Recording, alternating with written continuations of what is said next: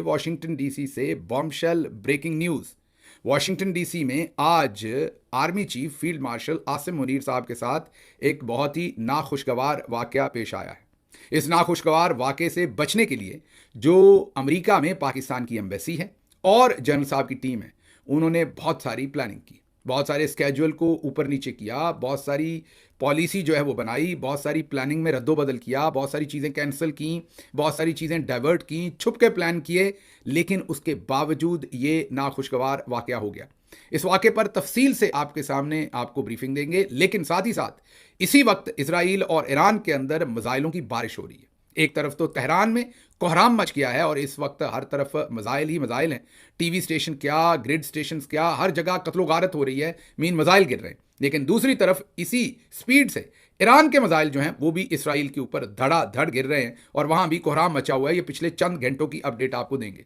साथ ही साथ सदर ट्रंप ने एक बहुत ही खतरनाक ऐलान कर दिया है इसी जंग से रिलेटेड, उसकी भी कुछ इंटरप्रिटेशन आपके सामने रखेंगे और भी कुछ अहम खबरें हैं उनका भी अहाता करेंगे। लेकिन सबसे पहले जो फील्ड मार्शल साहब के साथ नाखुशगवार वाकया हुआ है उसकी पूरी ब्रीफिंग आपको दे दें, उसके बारे में पूरी इत्तला आपको दे दें। आज फील्ड मार्शल साहब के साथ ये नाखुशगवार वाकया वॉशिंगटन डीसी के फोर सीजन होटल में पेश आया, जहां पर कुछ पाकिस्तानियों ने उनके बिल्कुल करीब पहुंच के, इतने करीब के जिसमें सिक्योरिटी का भी खतरा पेश आ सकता है, उतने करीब पहुंच के उन्होंने बहुत ही शदीद नारेबाजी की। और उस नारेबाजी के अंदर मैं यही कहूंगा कि कुछ गैर शाइस्ता अल्फाज भी थे जो यहां पर हम चला नहीं सकते। बहरहाल हुआ कुछ यूं, इसका बैकग्राउंड आपको दे दें और फिर वो वीडियो भी दिखाते हैं जो इस वक्त सोशल मीडिया के ऊपर हर तरफ फैली हुई है।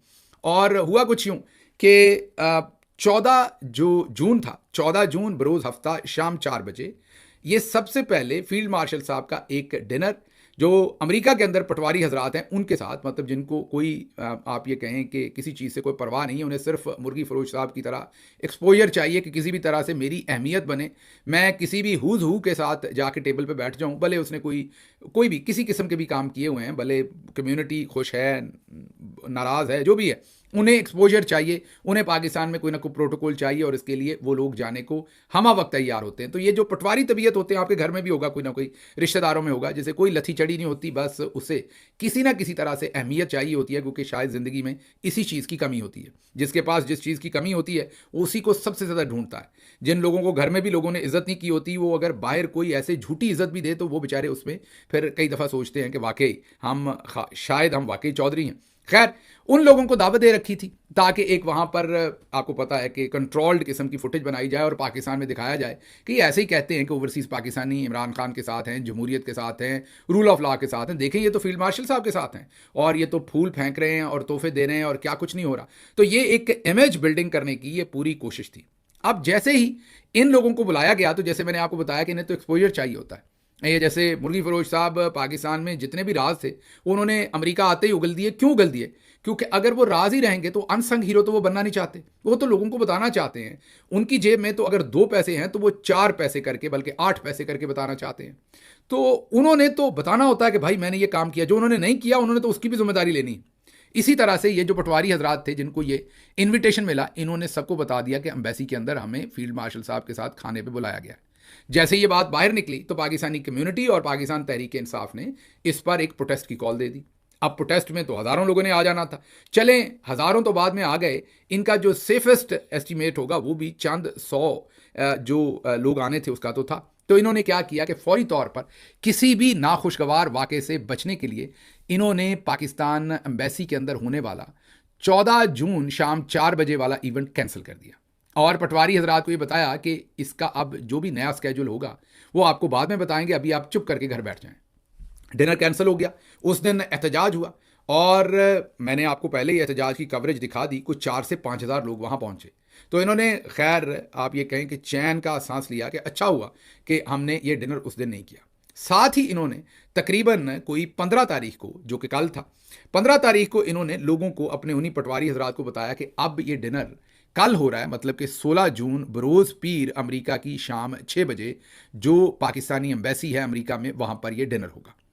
अब मैंने जैसे आपको बताया कि ये जो पटवारी हजरात हैं इनकी ज़िंदगी में तो रेलेवेंस ही अहमियत है उसकी सबसे ज़्यादा। तो जैसे ही इन्हें कोई बुलाता है तो इन्होंने नेम थ्रोइंग भी करनी होती है, उन्होंने लोगों को भी बताना होता है कि मुझे फ़लाँ जगह पे बुलाया है। आप सोचें ना कि घर में जिस बंदे को, मेरे जैसे दोस्त को बड़ी एहतराम के साथ कभी खाना ना मिला हो, उसे अगर कोई कहे कि मुल्क के आर्मी चीफ के साथ आपको खाने की टेबल पर बुलाया, तो वो तो सारे जहान को बताना चाहेगा। खैर, इन्होंने फिर उस चीज़ को बताना ही बताना था, इसलिए जो पाकिस्तानी एम्बेसी की टीम थी उन्होंने एक खुफिया अरेंजमेंट किया। खुफिया अरेंजमेंट उन्होंने ये किया कि उन्होंने पैरेलल 4 सीज़न होटल में एक हॉल बुक करवाया, और हॉल भी ऐसा बुक करवाया जो तीसरी जगह पर तहखाने के नीचे था। मीन ऐसी जगह जहां कोई खिड़की नहीं थी, बाहर से कुछ नजर ना आए। होटल के अंदर भी किसी ऐसी जगह पर हॉल बुक नहीं करवाया कि वो ओपन हो, खिड़की हो, जन साहब बाहर का मंजर भी देखें। उनको फिक्र ये थी अगर खिड़की वाली जगह पर करवाया तो बाहर लोग एहतजाज ना शुरू कर दें अगर पता चल गया।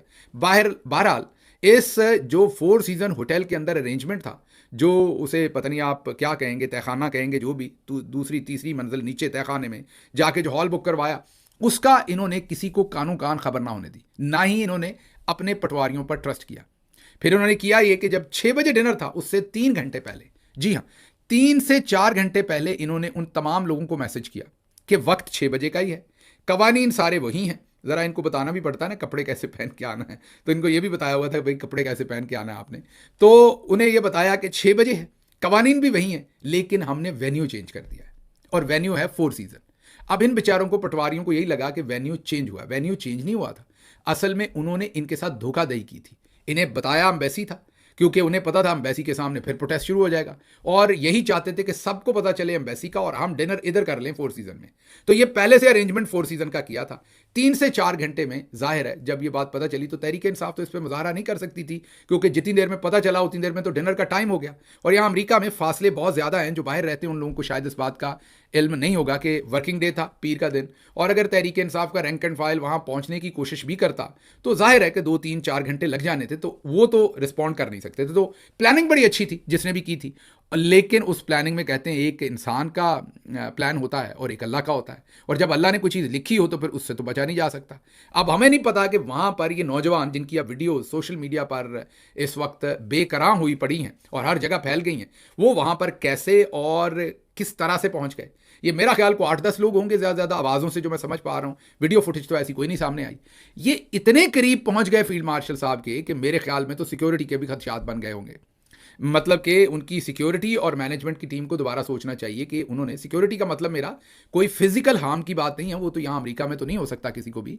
मैं बात कर रहा हूँ ये नारेबाजी की, ये भी उनकी जिम्मेदारी थी जनरल साहब को बहुत ही मोहतात तरीके से गाड़ी से अंदर लेके जाने में। 4 सीज़न एक, आपको पता है कि एक 7 स्टार किस्म का होटल है, उसके अंदर हर तरह के लोग आते हैं, और बहुत सारे ऐसे रास्ते भी होते हैं जिनमें आप बड़े ही उम्दा तरीके से अंदर जा सकते हैं। तो बहुत ही पुअर मैनेजमेंट थी जिसने भी की थी।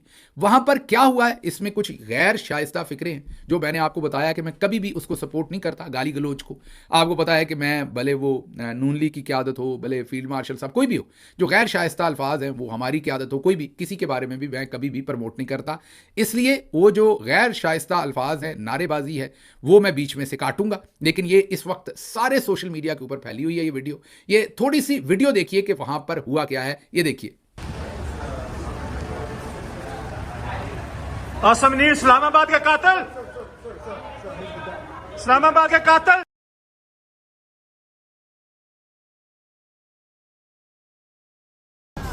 Asim Munir is here, as you can see.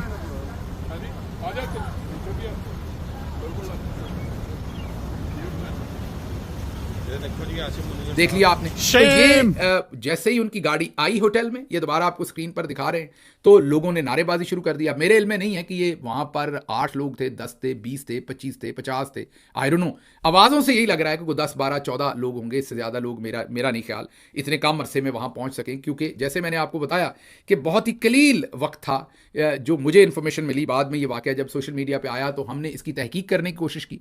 जब तहकीक की तो पता चला कि ये कोई 3 घंटे पहले, उस डिनर के या 4 घंटे पहले इन्होंने बताया, और ये जो मैसेज इन्होंने लोगों को भेजा वो भेजा कि new venue 4 seasons hotel, Washington DC, 2800 Pennsylvania avenue, north west Washington DC, और उसका जिप कोड दिया, और नीचे लिखा the time and other details remain unchanged, we look forward to your presence. ये इन्होंने मैसेज अपने सारे पटवारियों को भेजा।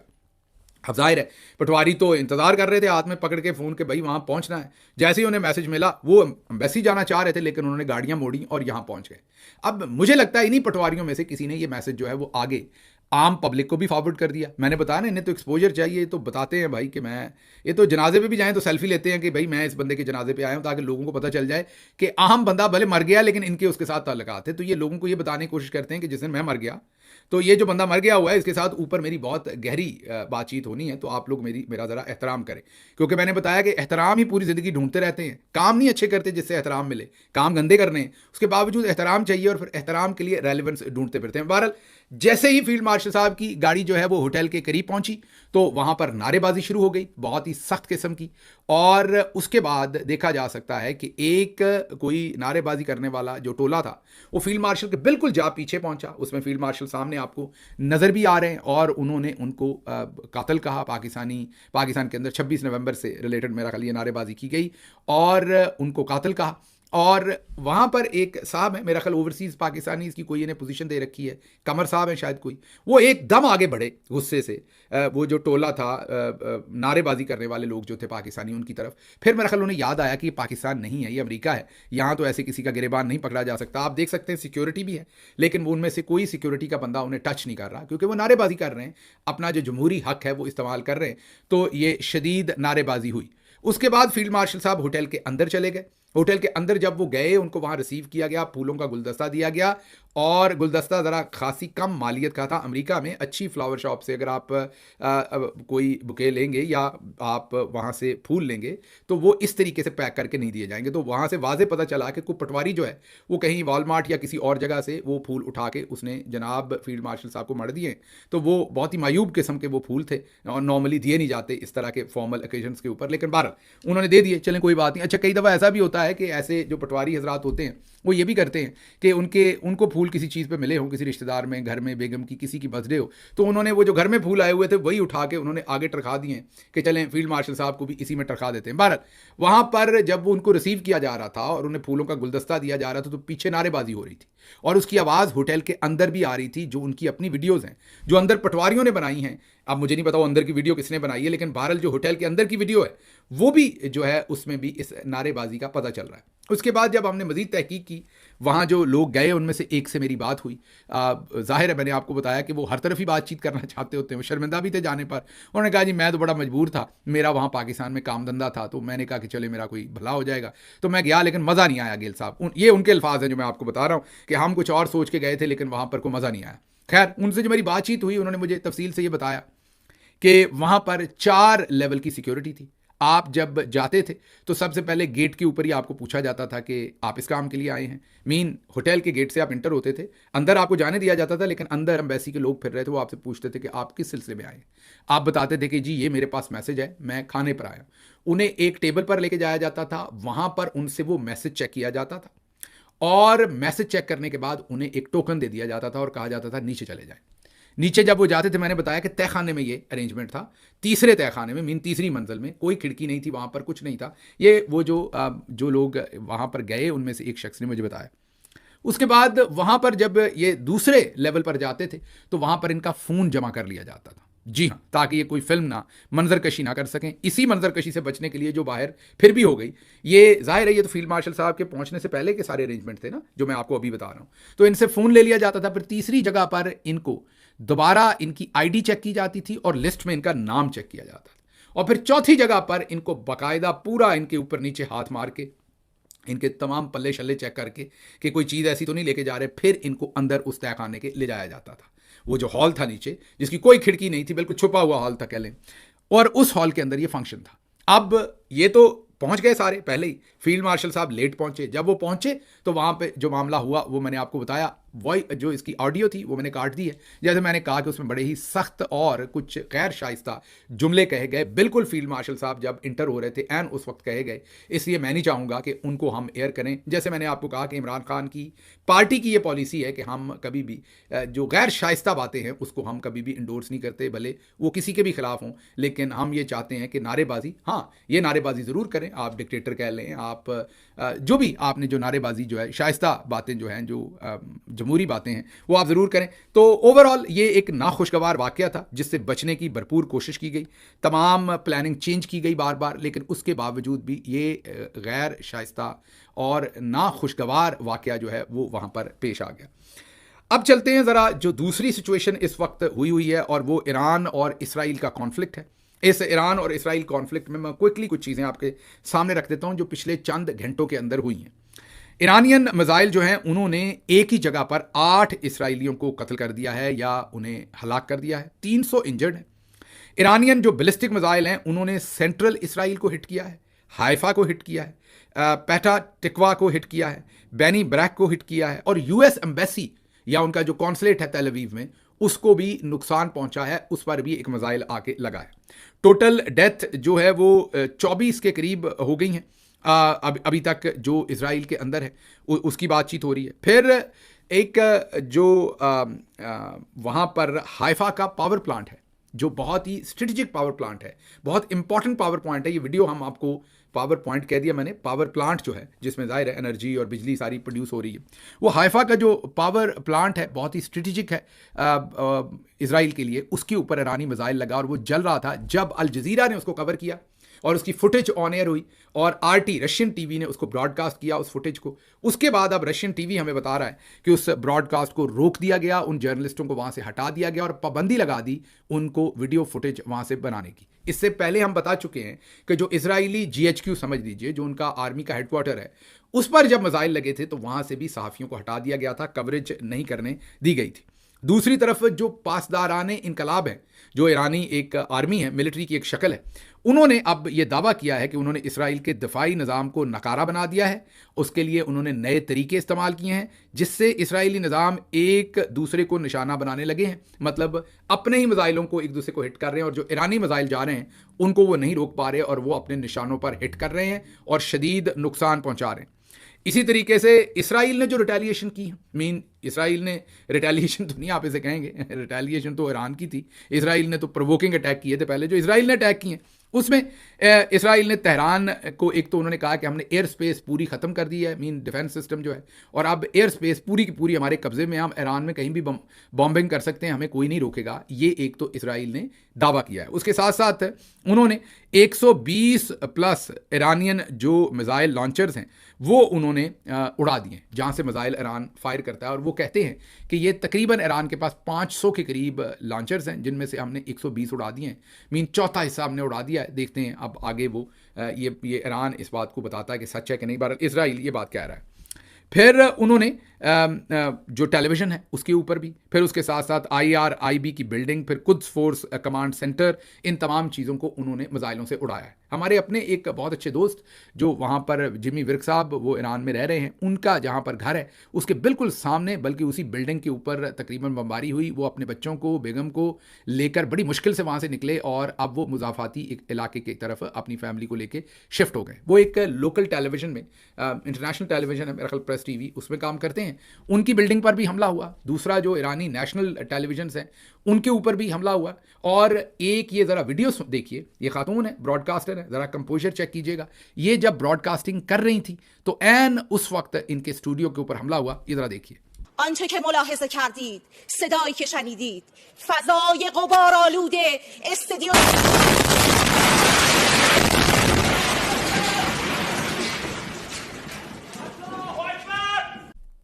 देख लिया आपने। और इनके बारे में तलात ये है कि जैसे ही इनका नाम मिस सहर इमामी है, ये मिस सहर इमामी जो है, इन्होंने इस हमले के बाद दोबारा आकर स्टूडियो, ज़ाहिर है इसी स्टूडियो में नहीं किसी और में, लेकिन दोबारा आकर इन्होंने ब्रॉडकास्ट शुरू की और अपनी पेशा वराना जिम्मेदारियां जो हैं वो पूरी की। अभी एक और ख़बर भी है कि जो F-35 बनाने वाली कंपनी है जिसका नाम लॉकहीड मार्टिन्स है, LMT, उसके स्टॉक की प्राइस में 7% कमी हुई है। ये वो कंपनी है जो F-35 जहाज़ बनाती है। ये रिपोर्टेडली अब सोशल मीडिया पे बताया जा रहा है कि इनका ये जो मिसाइल, जो इनके जहाज़ वाली कंपनी है F-35, क्योंकि ईरान ये क्लेम कर रहा है कि अभी तक 4 F-35 जो अमरीकी साख्ता है, अमरीका के बने हुए, लेकिन इसराइल के पास है वो जहाज़, वो 4 जहाज़ ईरान ये क्लेम कर रहा है कि हमने गिरा दिए हैं। इस वजह से इस कंपनी के शेयर्स नीचे गए हैं, बिल्कुल वैसे ही जैसे याद कीजिए कि राफेल कंपनी के जो शेयर्स थे वो नीचे गए। खबरें और भी थी लेकिन उनकी तरफ हम बाद में बढ़ेंगे। सदर ट्रंप ने एक ज़रूर बयान दिया है, उसकी तरफ हम चलते हैं। और उनका जो बयान है वो ये है कि हमने जो ईरान को कहा था कि वो डील कर ले, ईरान ने अगर डील ना की तो फिर तेहरान सारा अब खाली कर दे। और तेहरान छोड़ के लोग चले जाएं। मतलब उन्होंने दूसरे लफ्ज़ों में ये कहा कि ईरान अगर डील कर लेता तो बच जाता, अब ईरान के साथ बहुत बुरा सलूक होने वाला है तो तेहरान से लोग निकल जाएं। एक किस्म की आप ये धमकी कह लें या एक किस्म का आप कह लें कि वो उन्हें पहले से खबरदार कर रहे हैं कि इसराइल अब बहुत बड़ा हमला करने जा रहा है। ये आज सदर ट्रंप ने अपने सोशल मीडिया के ऊपर से ये पैगाम दिया। आप देखते हैं ये कैसे ट्रांसलेट होता है, बहुत ही खतरनाक बात है। एक और खबर है, और वो खबर ये है कि इसहाक डार साहब ने एक खबर दी है। असल में इंडियन मीडिया ने एक खबर चलाई एक ईरानी फौजी अफसर को क्लेम करते हुए, जिसमें ईरानी फौजी अफसर ये क्लेम कर रहा था रिपोर्टेडली मीडिया के ऊपर कि अगर इसराइल ने हम पर एटमी हमला किया तो जवाब में पाकिस्तान इसराइल के ऊपर एटमी हमला कर देगा। अब अमूमी तौर पर ऐसी जो फेक न्यूज़ होती हैं उनके ऊपर ईरान रिस्पॉन्स दे तो दे, लेकिन हमारी तरफ से इसहाक डार साहब ने फ़ौरन रिस्पॉन्स किया और उन्होंने कहा ना जी ना, हमारा ऐसा कोई प्रोग्राम नहीं है, हमने ऐसा काम नहीं करना। हाँ, ये बिल्कुल हमारे बारे में गलत इन्फॉर्मेशन फैलाई जा रही है, हमने इसराइल पर कोई एटमी हमला नहीं करना। ये इसहाक डार साहब ने फौरी तौर पर कहा। इसहाक डार साहब ने कहा कि ये फेक न्यूज़ है और इस ये जो भी कह रहा है ईरानियन जनरल का क्लेम बता रहा है कि Pakistan would launch nuclear attack on Israel if Iran is hit, this is a fake news and we do not own this news. ये इसहाक डार साहब ने फौरी तौर पर इस खबर से अपने आप को डिस्टेंस कर लिया। तो बहरहाल काश ये इतनी ही जल्दी बाकी सारे काम भी कर लिया करें तो अच्छा हो जाए, लेकिन ये तो इन्होंने किया। एक और खबर चलते चलते आपको दे दें, ये एक फ़ेक न्यूज़ फैलाई गई है और वो ये फ़ेक न्यूज़ फैलाई गई है कि जो इसराइली जासूस पकड़े हैं ईरान के अंदर, उनमें से एक जासूस को मिसाइल के साथ बांध कर ईरान ने मिसाइल चला दिया और वो मिसाइल दाग दिया इसराइल पर, और वो जो जासूस था जो पकड़ा था, स्पाई पकड़ा था, उसको मिसाइल के साथ बांध दिया और बांध कर उसको चला दिया मिसाइल को। ये दुरुस्त खबर नहीं है, ये फेक न्यूज़ है, क्योंकि वियना कन्वेंशन के तहत ईरान ऐसा काम नहीं कर सकता। करेगा तो उसके लिए बहुत ज़्यादा नुकसान होंगे। हाँ, ये ज़रूर है कि ईरान में एक ऐसा जासूस जो गालिबन 2023 में पकड़ा गया था इसराइल के लिए जासूसी करता हुआ, उसको ईरान की सुप्रीम कोर्ट ने सजाए मौत दी है और उसकी सजाए मौत पर अमल किया गया है आज ही के दिन 16 तारीख वाले दिन, और वो सुप्रीम कोर्ट के अहकामात के बाद किया गया है, लेकिन मिसाइल के साथ किसी को बांध कर नहीं छोड़ा गया। ये करेक्शन कर दें। मुझे फिलहाल यहाँ से इजाज़त दीजिए। अल्लाह आपका हामी और नासिर हो। पाकिस्तान जिंदाबाद।